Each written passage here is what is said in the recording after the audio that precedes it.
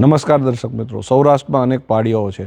ખાસ કરીને ખડ પાણીને ખાખરાને પાણાનો નહીં પાર વગર દીવે વારું કરે એવો દેવલોક પંચાળ છે. અને પંચાળની લગોલગ એટલે કે ઝાલાવાડની ધરતી ખમીરવંતી ધરા ઉપર આ રતુમડી ધરા ઉપર બનેલું હળવદ, અને હળવદમાં પાળીયાઓનો અનેરો ઇતિહાસ છે.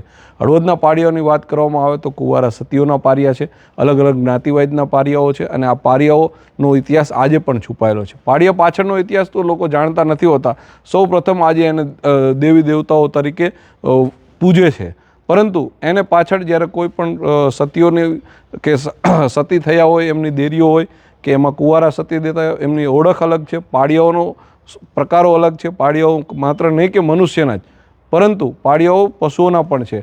ખાસ કરીને વાત કરવામાં આવે તો ઝાલાવાડ પંથકમાં જ મેં કહ્યું એમ કે અહીંયા જ બાજુમાં જે પાંચાળ પ્રદેશમાં ચોટીલામાં ઘોડીના પાળિયાઓ છે. એવી રીતે લખતરની આજુબાજુ તમે જુઓ તો તમને જોવા મળશે કે એ પાળિયાઓ છે ને એ શ્વાનના પણ પાળિયાઓ છે. એટલે કે વફાદારીની ક્યાંક ક્યાંક જે મર્યાદાઓ છે, ક્યાંક ક્યાંક સુરવીરતાની મર્યાદાઓ છે. સુરવીરતા માટે બલિદાનો દીધા છે.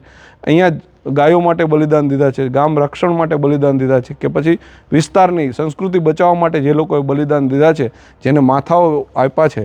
આમ તો એવું કહી શકાય કે જેને આપણી સંસ્કૃતિ માટે ધરોહર, જેને આપણો ઇતિહાસ બચાવવા માટે અનેક માથાઓ છે. તમે સોમનાથ મંદિરના પટાંગણમાં પ્રવેશ કરો એ પહેલાં જ તમને વેગળા ભીલની ખાંભી છે.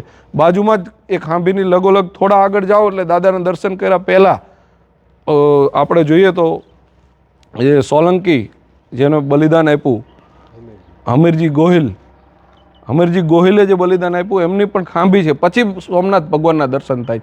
એટલે કે મંદિરો બચાવવા માટે, ગામ સંસ્કૃતિ બચાવવા માટે અને બેન દીકરી કે ગાયોની રક્ષા માટે જેને બલિદાનો દીધા છે એના પાળિયાઓ આજે પણ પૂજાય છે.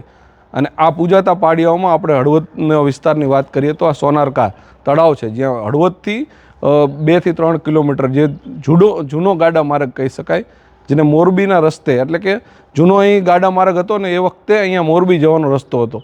અને ત્યાં આ રાણકપર ગામ અને હળવદ ગામ વચ્ચે જ્યાં સોનારકું તળાવ આવેલું છે, અને આ સોનારકા તળાવના પારે જે પાળિયાઓ છે એનો ઇતિહાસ તમે જોઈ રહ્યા છો મિત્રો.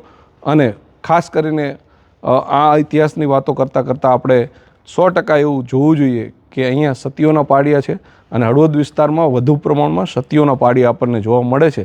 એટલે કે સતીઓએ બલિદાન દીધા છે. એમાં મેં કહ્યું એમ ઘણા સતીઓ એવા પણ આપણને પાળિયાઓ જોવા મળે છે ગુજરાતમાં, સમગ્ર વિસ્તારમાં કે સમગ્ર દેશમાં. આ પ્રકારના પાળિયાઓ પણ પ્રકારમાં જોવા મળે છે, જેને કુંવારા સતી થયા હોય અને એને પોતાનું બલિદાન દીધું હોય. માત્ર વેવિશાળ એટલે કે જે અત્યારે આપણે કહીએ છીએ કે એંગેજમેન્ટ, જેને સગાઈ કહીએ છીએ, એવી માત્ર સગાઈ કરી હોય અને ત્યાર પછી એમના પતિ ક્યાંક ને ક્યાંક બલિદાન, એટલે કે ક્યાંક ને ક્યાંક યુદ્ધમાં હોય કે બેન દીકરીની રક્ષા માટે કે ગાયોની રક્ષા માટે જેને બલિદાનો આપ્યા છે, એના પાળિયાઓ પણ આપણને જોવા મળે છે. કહો તમારે શું બીજું ઘટે હળવદ?